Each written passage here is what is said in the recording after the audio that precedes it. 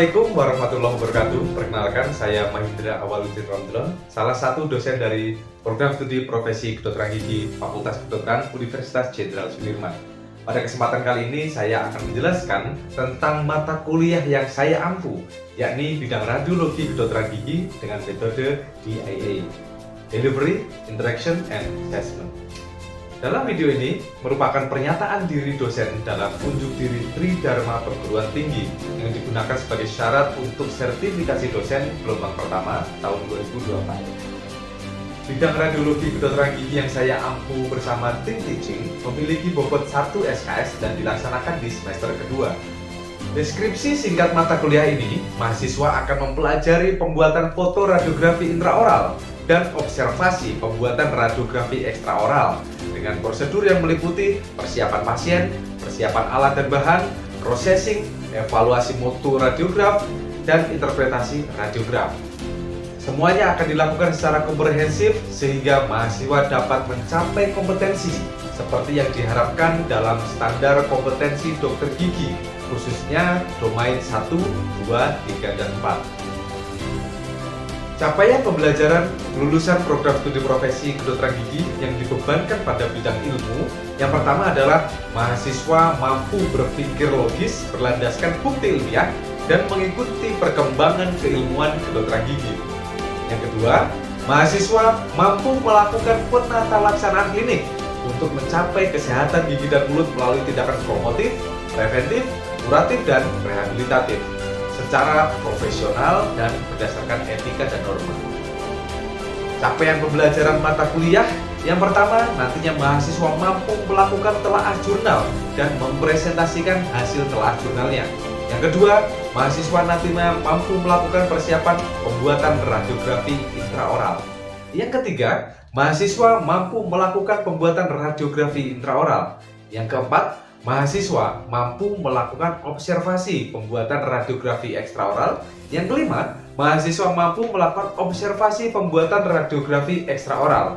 Yang keenam, mahasiswa mampu melakukan processing radiografi intraoral. Yang ketujuh, mahasiswa mampu melakukan evaluasi mutu radiografi intraoral maupun ekstraoral. Yang kedelapan, mahasiswa mampu melakukan menjawab rujukan atau konsul dan memberikan saran untuk pemeriksaan foto radiografi tambahan jika diperlukan. Referensi yang digunakan dalam mata kuliah ini cukup beragam. White and Parwah Oral Radiology, Principles and Interpretation, edisi ke-8, Dental Radiology, Principles and Technique, edisi ke-5, Essential of Dental Radiography and Radiology, edisi ke-5. Metode pembelajaran yang digunakan dalam mata kuliah radiologi kedokteran gigi ini dilaksanakan dengan sinkronus dan asinkronus dengan menerapkan student-centered learning. Perkuliahan sinkronus dilaksanakan dalam ruangan atau menggunakan tools seperti Zoom Meeting. Perkuliahan asinkronus dilaksanakan menggunakan LMS Unsud, yakni LDRU atau E-Learning Jenderal Sudirman University dan Telegram Group untuk memfasilitasi mahasiswa berkomunikasi dengan penanggung jawab mata kuliah.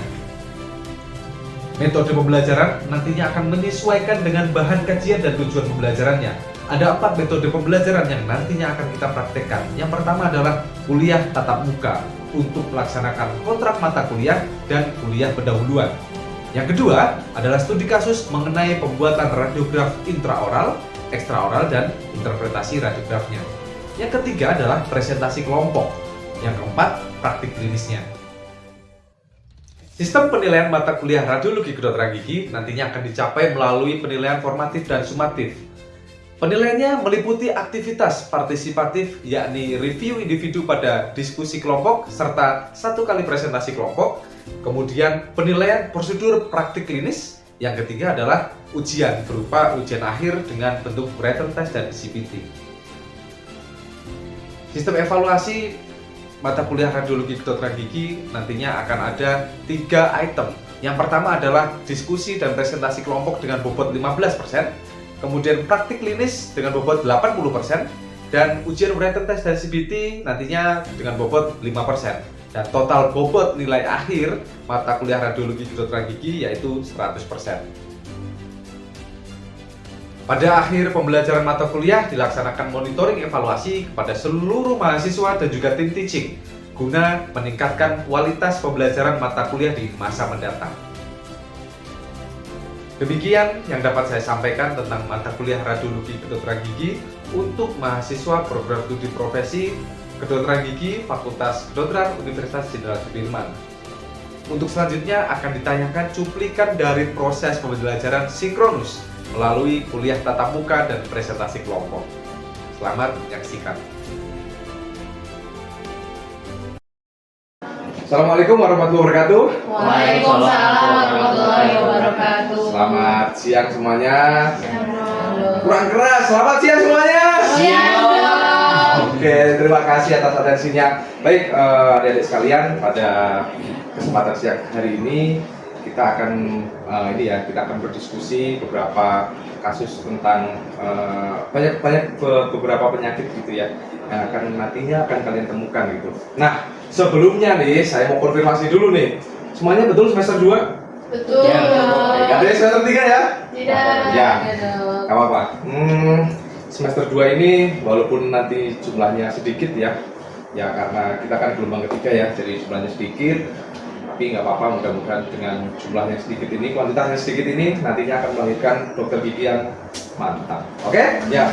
Sebelum kita memulai diskusi kita pada siang hari ini, mari kita awali terlebih dahulu dengan berdoa. Berdoa dipersilakan.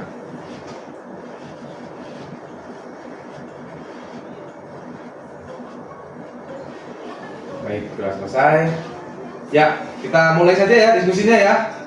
Kita slow saja, santai saja, jangan terlalu tegang. Kita awali untuk sebagai permulaan. Jadi adik-adik nantinya pada semester 2 ini, pada kesempatan kali ini adik-adik nanti akan melakukan interpretasi radiograf intraoral maupun ekstraoral ya. Sebetulnya untuk melakukan interpretasi ekstraoral maupun intraoral ini cakupannya cukup banyak gitu. Jadi ada lesi radiolucent, radiopak, kemudian ada tumor, ada malignansi gitu. Akan tetapi karena waktu kita terbatas, pada kesempatan kali ini kita hanya akan membahas tentang lesi radiopak saja. Oke? Ya.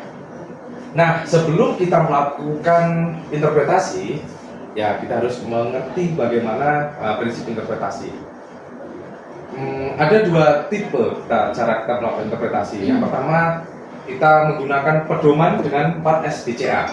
4S-nya itu adalah size, shape, symmetrical, kemudian B-nya adalah border, C-nya content, dan A-nya adalah association. Gitu. Nah, ini yang sering kita gunakan, itu 4 SPCA. Tetapi ada juga salah satu yang bisa kita gunakan lagi selain 4 SPCA ini adalah LPIE, location, periphery, internal structure, dan efek pada area di sekitarnya. Begitu. Nah, ini adalah contoh form interpretasi yang saya dapatkan dari beberapa institusi yang lain, ya. Nah, contoh interpretasi ini yang sebelah kiri adalah interpretasi untuk periapikal, yang sebelah kanan ini adalah interpretasi untuk panoramik. Gitu. Nanti adik-adik akan melakukan interpretasi seperti ini. Ada formnya, nanti silakan adik-adik tinggal mengetik dan menuliskan seperti itu. Ya. Nah, yang nantinya akan kita bahas adalah ada beberapa penyakit ya, seperti odontoma, kemudian hipersmatosis, kemudian ada sclerotic osteitis, kemudian ada periapical osseous dysplasia, ada smetoblastoma. Gitu. Jadi ada beberapa penyakit yang nanti adik-adik sekalian akan pelajari itu. Dan saya yakin pasti ketika adik-adik nanti praktek ketemu dengan penyakit ini. Itu karena ini cukup banyak di masyarakat. Nah, ini adalah contoh dari gambaran radiograf yang sudah kita dapatkan, dan kebetulan ini saya ambilkan dari buku yang sering kita gunakan juga ya, buku Parwah.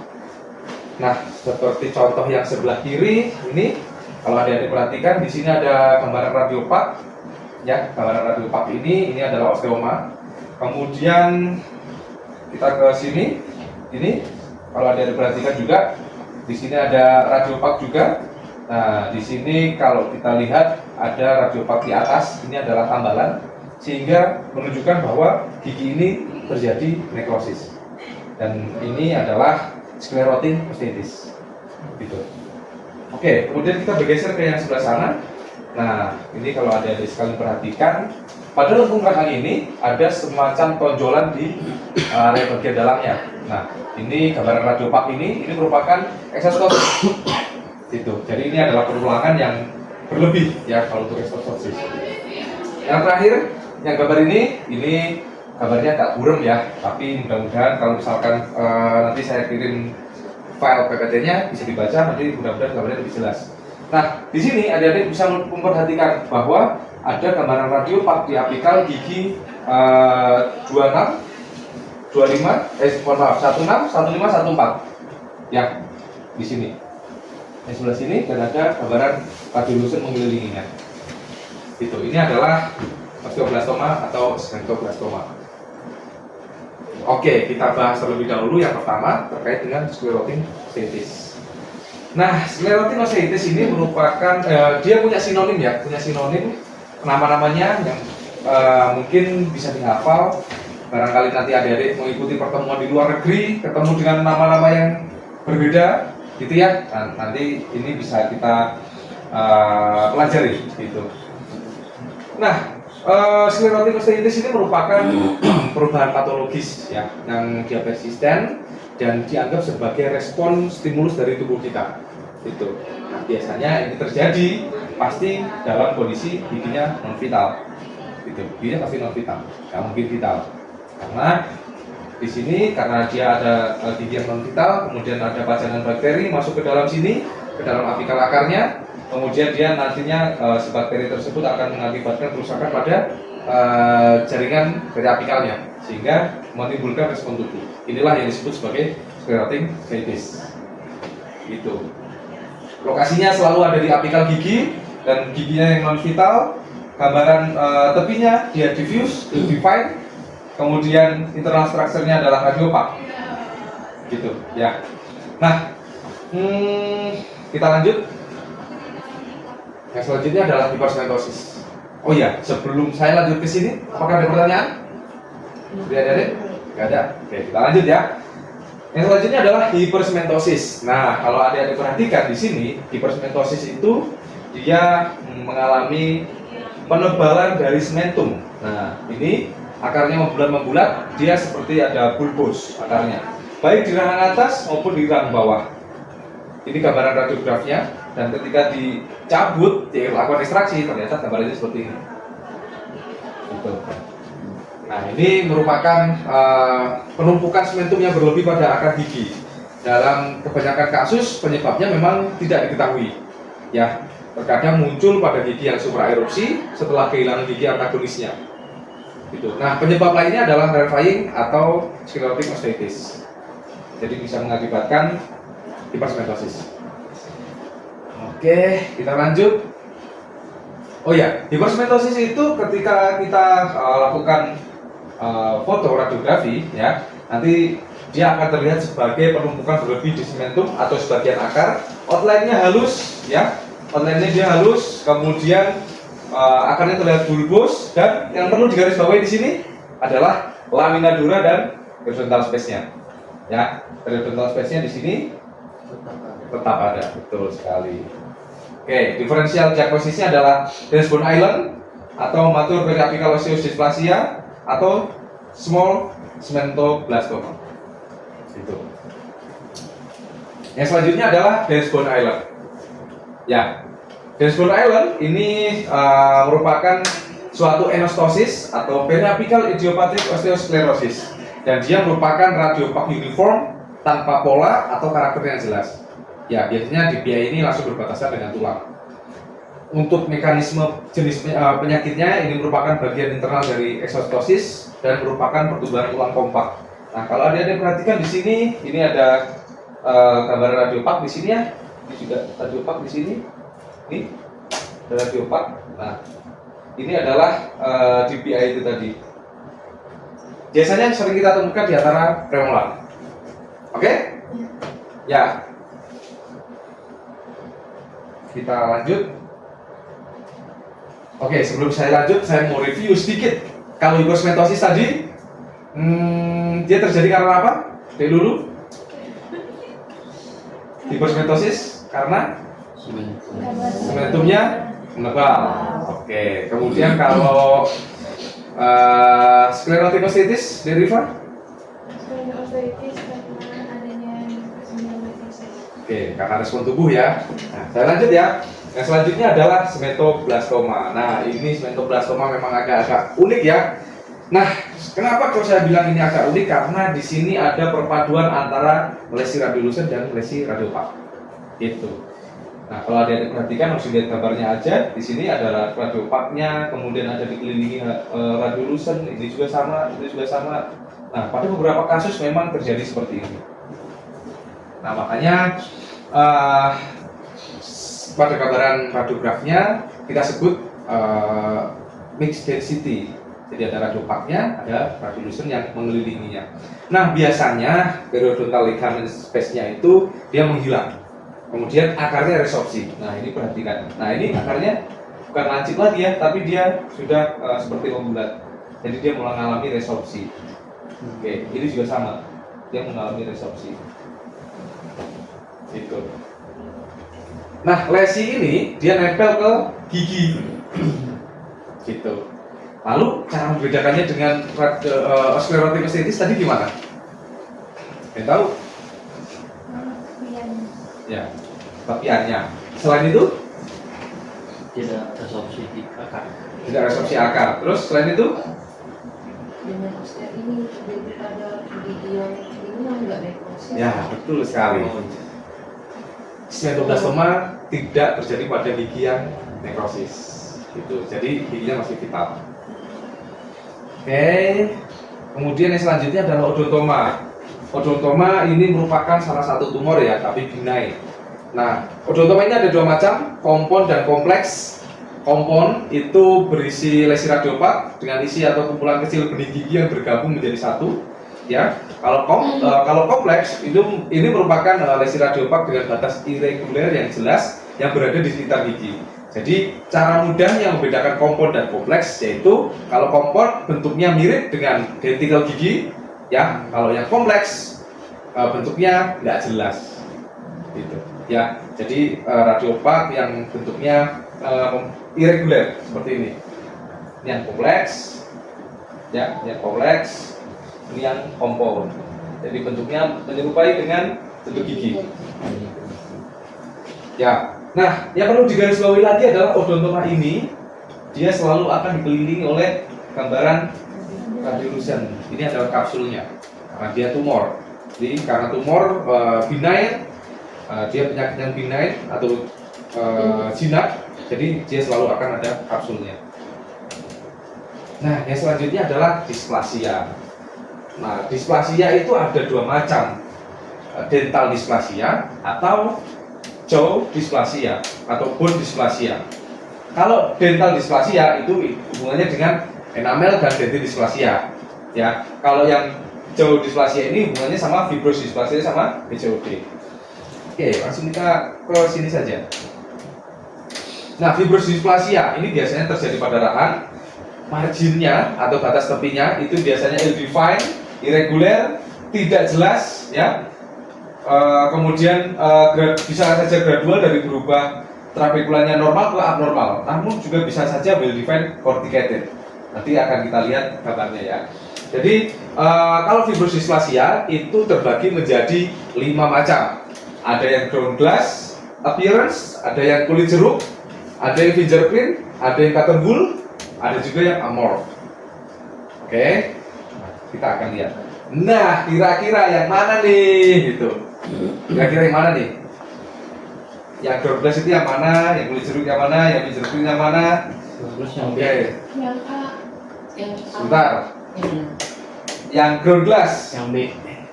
Ground glass? B. B. B. B.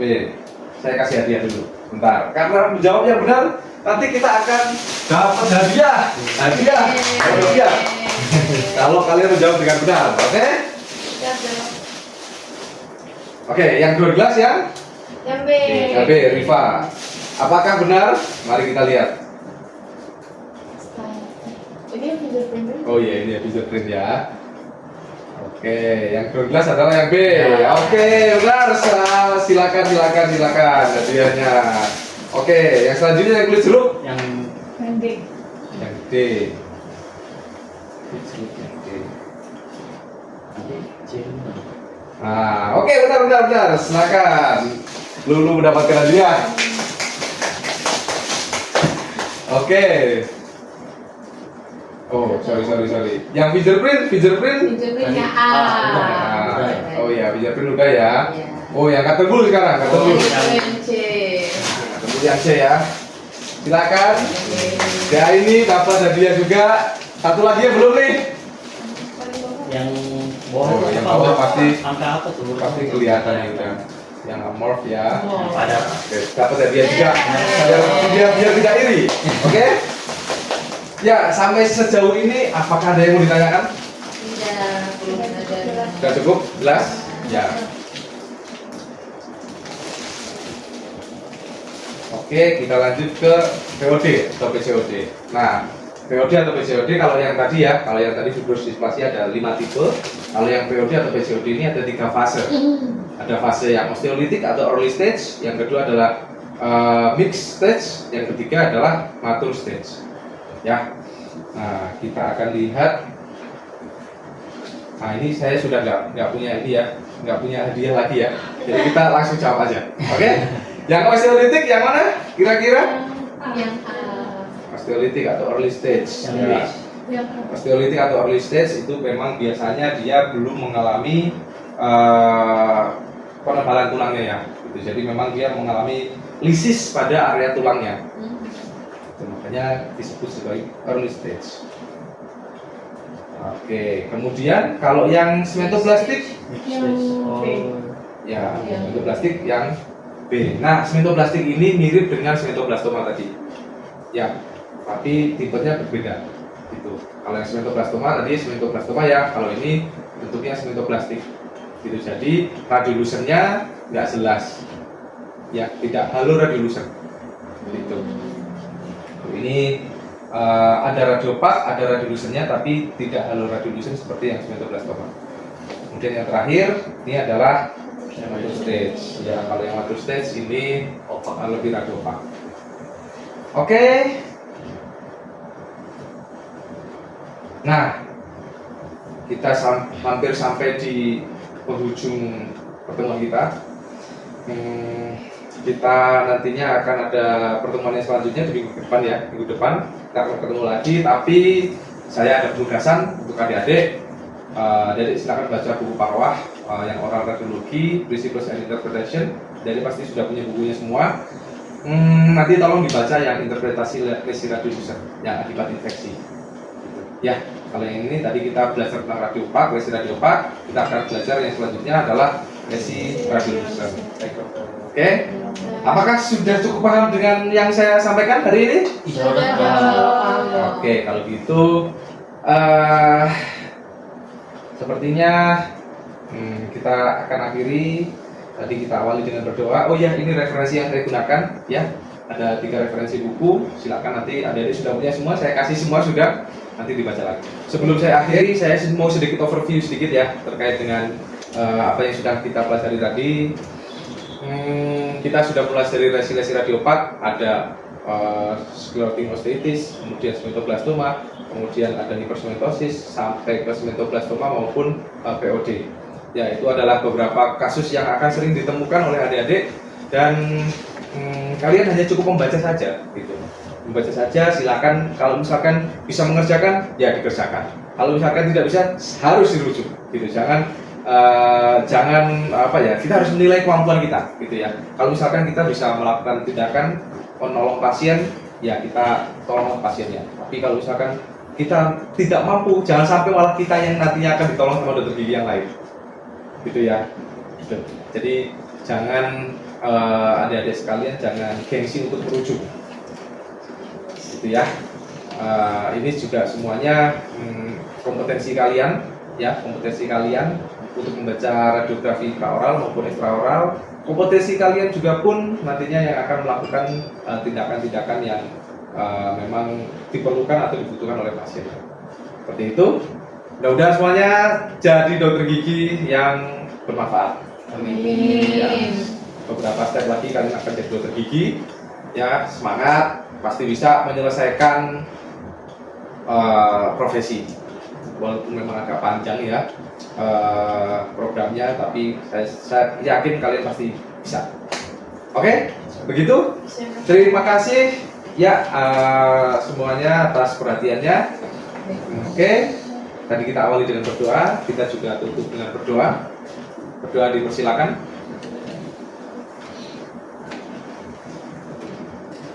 Sudah selesai, silakan nanti dipelajari lagi. Nanti akan saya berikan PowerPoint-nya untuk adik-adik sekalian untuk belajar. Mudah-mudahan apa yang saya sampaikan pada siang hari ini bermanfaat untuk kita semuanya.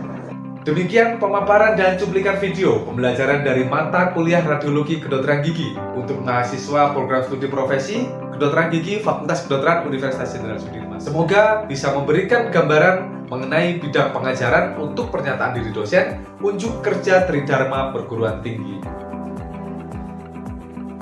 Saya mengucapkan terima kasih kepada seluruh tim asesor dan panitia sertifikasi dosen tahun 2024. Selanjutnya, saya juga mengucapkan terima kasih kepada Universitas Jenderal Sudirman, Fakultas Kedokteran, Program Studi Profesi Dokter Gigi, para rekan sejawat dosen dan juga mahasiswa. Saya mohon maaf apabila ada hal yang kurang berkenan dalam penyampaian ini. Terima kasih. Wassalamualaikum warahmatullahi wabarakatuh.